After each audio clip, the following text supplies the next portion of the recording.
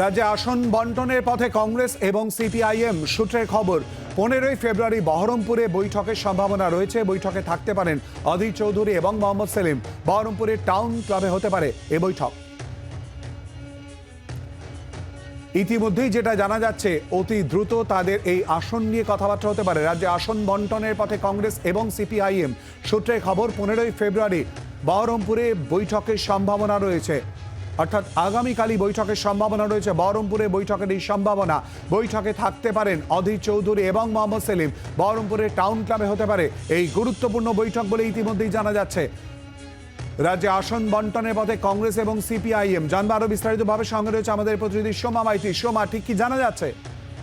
হ্যাঁ দেখো, সূত্র মারফত যেটা জানা যাচ্ছে যে আগামীকাল মোহাম্মদ সেলিম এবং অধীর চৌধুরীর এক বৈঠক হওয়ার কথা রয়েছে, যেখানে আসন্ন নির্বাচনকে সামনে রেখে সিপিআইএম এবং কংগ্রেসের মধ্যে এই রাজ্যে আসন সমঝোতা নিয়ে তাদের মূলত আলোচনা হবে, এমনটাই কিন্তু রাজনৈতিক সূত্রে খবর রয়েছে। এবং বহরমপুরের যে টাউন হল রয়েছে, সেই টাউন হলেই তাদের দ্বিপাক্ষিক বৈঠক হওয়ার কথা রয়েছে। এবং রাজ্যের আসন্ন নির্বাচনের প্রেক্ষিতে গোটা রাজ্যে কিভাবে আসন বন্টন করা হবে এবং কোথায় কার বেশি শক্তি রয়েছে, সেই প্রেক্ষিতেই মূলত আসন বন্টন হবে। সেটা নিয়েই কিন্তু প্রথম বৈঠক হতে চলেছে সিপিআইএম এর রাজ্য সম্পাদক মোহাম্মদ সেলিমের সঙ্গে অধীর চৌধুরীর। ধন্যবাদ সোমা।